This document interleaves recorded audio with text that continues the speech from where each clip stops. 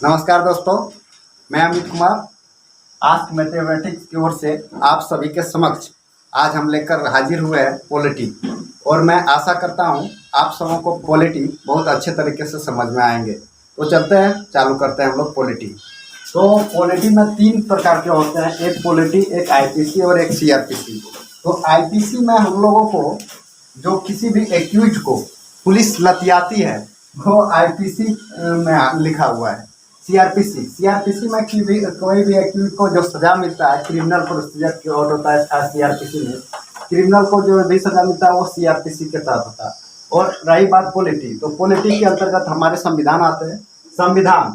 संविधान कोई भी देश को चलाने के लिए जो नियम बनी होती है उसे संविधान कहते हैं। तो हमारे देश में भी नियम बने हुए हैं और हमारे देश का भी खुद का एक संविधान है जो इस प्रकार है। हमारे देश का संविधान बनाने के लिए सर्वप्रथम कैबिनेट मिशन का गठन हुआ था 1946 में, जुलाई 1946। और इसका टोटल मेंबर जो है 389 मेंबर थे। 389 मेंबर में से 293 मेंबर ब्रिटिश प्रांत के थे, 92 मेंबर देसी रियासत का और 4 चीफ कमिश्नरी का। अब आइए समझते हैं ब्रिटिश प्रांत के कौन क्या मेंबर हैं, देसी रियासत के क्या मेंबर थे और चीफ कमिश्नरी क्या होता है।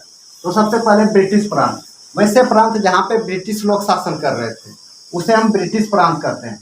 और वैसे प्रांत जहाँ पे देसी रियासत मतलब देसी राजवाड़े लोग शासन कर रहे थे उसे देसी रियासत के तहत 92 ठो सदस्य थे संविधान सभा में। और 4 चीफ कमिश्नरी 4 चीफ कमिश्नरी के अंतर्गत जो अंग्रेज कुछ शहरों में सिर्फ शासन कर रहे थे, पूरा राज्य नहीं, कुछ शहरों में उसके तहत 4 चीफ कमिश्नरी, 4 उस प्रकार के शहर थे तो उसे 4 चीफ कमिश्नरी के तहत रखा गया। और जो 389 मेंबर में से जो चुन के आए थे वो प्रति 10 लाख जनसंख्या पर एक सदस्य चुन के आए थे संविधान सभा में।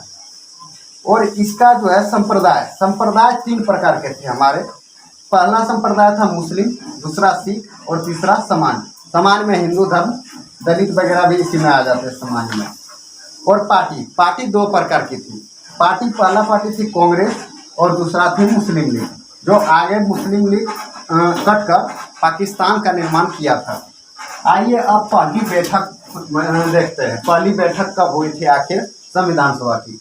संविधान सभा की पहली बैठक 9 दिसंबर 1946 को हुई थी, जिसका अध्यक्ष अस्थायी अध्यक्ष थे डॉक्टर सच्चिदानंद सिन्हा, जिसका इस बैठक का विरोध जो है मुस्लिम लीग ने इसका विरोध किया था। पहला संविधान सभा का पहला बैठक का विरोध मुस्लिम लीग के सदस्यों ने किया था और इसका अस्थायी अध्यक्ष डॉक्टर सच्चिदानंद सिन्हा थे।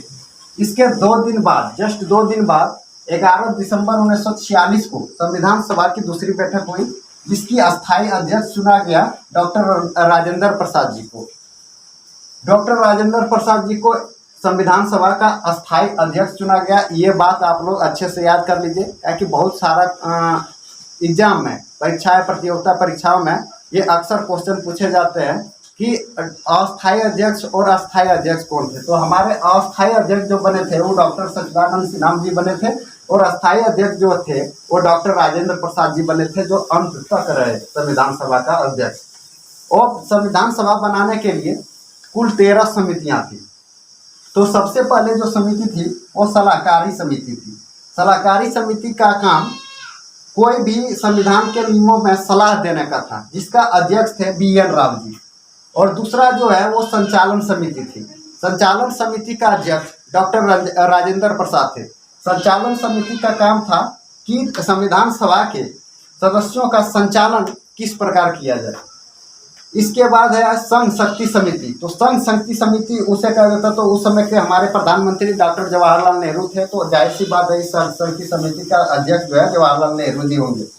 और एक तो जो बहुत ही फेमस क्वेश्चन भी होता है और बहुत फेमस भी है, प्रारूप समिति का अध्यक्ष। प्रारूप समिति को कभी कभी हम लोग को इंग्लिश में बोल दिया जाता है ड्राफ्टिंग कमीशन। तो प्रारूप समिति के जो हमारे अध्यक्ष थे वो BR अम्बेडकर जी थे। और प्रारूप समिति का ही काम था कि संविधान का अंतिम मसौदा तैयार करके पास कराना। तो हमारे जो प्रारूप समिति के अध्यक्ष थे BR अम्बेडकर जी थे। अब चलिए आगे चलते हैं।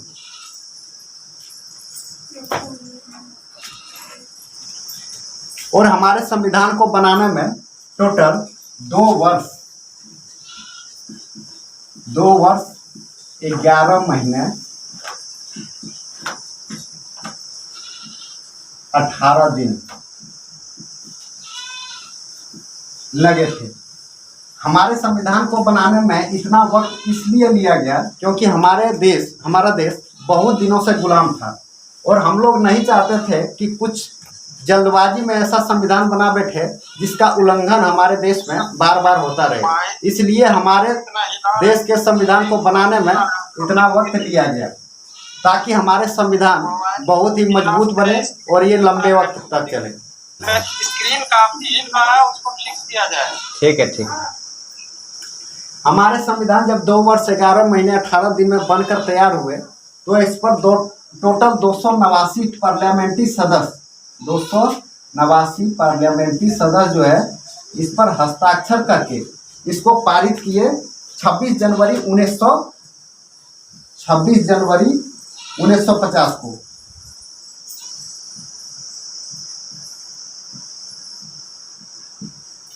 छब्बीस जनवरी 1950 को लागू करने का मुख्य उद्देश्य ये था।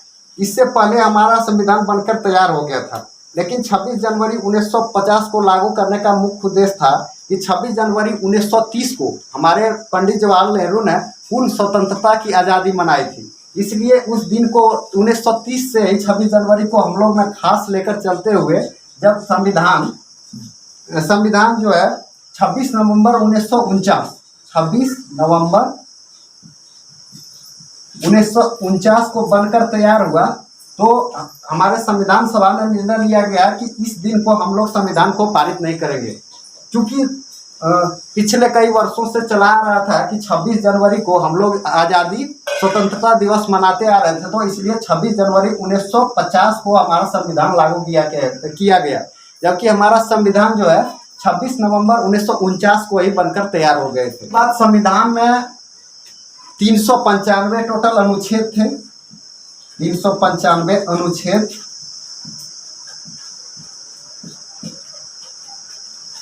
फिर 22 भाग थे, इसमें 22 भाग।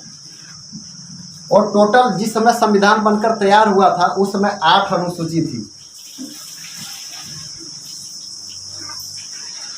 जो वर्तमान में 12 हो गया।